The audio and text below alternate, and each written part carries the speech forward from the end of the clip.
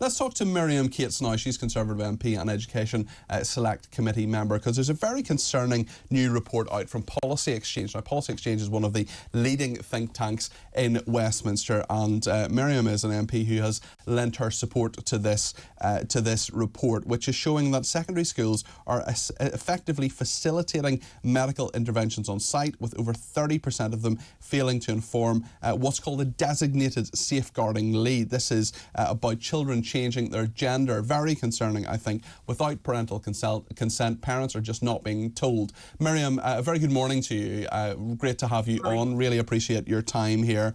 What is going on here?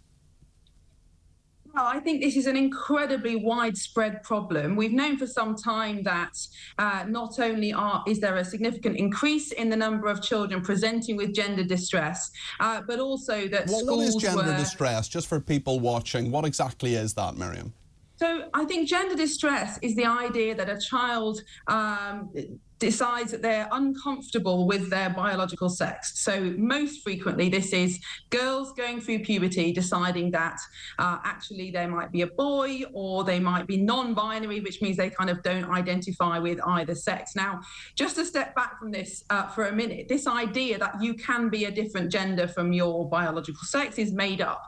There is no scientific evidence for it. Obviously, it's an ideology that has very much captured a lot of our public debate, but it is just a theory. There is no fact behind it. There are two biological sexes, male or female. Obviously, there's an infinite number of different ways to express your biological sex and who you are, but there are just two biological sexes. But over the past 10 years particularly, there's been this extraordinary rise in children, particularly girls, who are expressing distress with their sex body. And of course, puberty is a very difficult time for many children, and it's not unusual at all to be uncomfortable with your body. But what is unusual is to have this idea and to have this idea reinforced by schools that you could actually be a different sex, a different gender because of your feelings. And what seems to be happening in schools, and not just a few schools, but an extraordinary number of schools, according to this report, is that those children who are expressing distress, mental distress, instead of being safeguarded, so instead of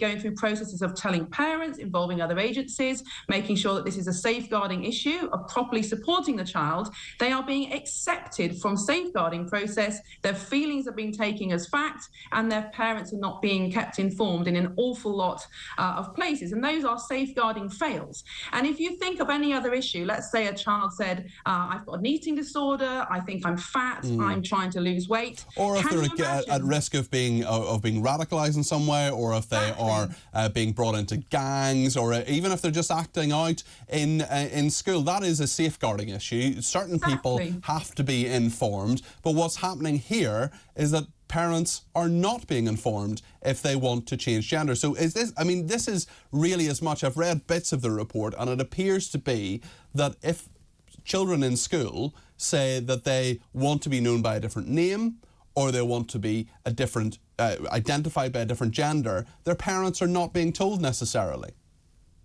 Exactly, and I personally know many families where this has happened, and they haven't known that in school time their child has been treated as a different sex, as a girl, let's say, has been called he and him and a different name, and then in communications with parents, the birth name and birth sex have been used. And again, that's an incredibly worrying, safeguarding red flag to be keeping secrets from parents. Why are schools keeping secrets from parents on this absolutely fundamental issue? I mean, this is how children are described, how they're referred to. This is sometimes the changing rooms that they're using in schools.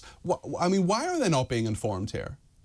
Well, that is, of course, the primary question that we need to answer. And I think further on in the report, there are clues to that. And it explains how certain organisations, like, for example, Stonewall, have made their way into schools because originally, you know, their initial campaigns were very well respected, very effective civil rights campaigns around gay rights and preventing gay people from being discriminated against. But that has been used as a Trojan horse, really, for this trans ideology, this gender ideology to make its way into schools.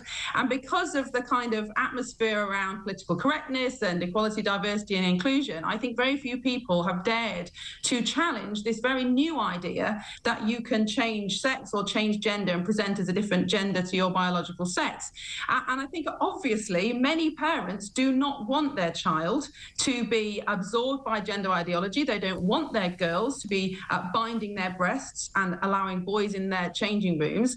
And so, of course, if the parents did know, they would probably complain and also express severe dissatisfaction with their, what their child, the feelings that are being affirmed in their child at school. So I think, some schools have chosen, rather than to have that battle with parents, to just keep them in the dark. Of course, this isn't every school, and we should be very clear that there are schools who are doing a good job of this and navigating what is an extremely difficult issue. I wonder, Miriam, from the teacher's perspective, there are some teachers who, of course, do the right thing. There are some who will go along with this woke ideology and hoodwink parents in this regard, as this survey has found. Lots of schools have been given freedom of information requests and so on. In terms of what the parents know and what they find out at various points, what is your advice to them? You're a member of the Education Select Committee. What is your advice to parents in regard to trying to reconnect with a school here, especially if their child is in what's called gender distress?